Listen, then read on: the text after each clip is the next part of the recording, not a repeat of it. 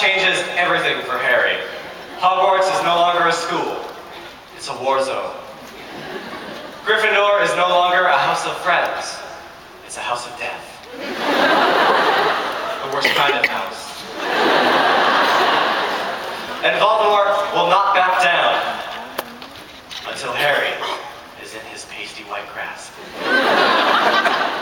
And so, the year is 1997. Men in Black is in the theaters. And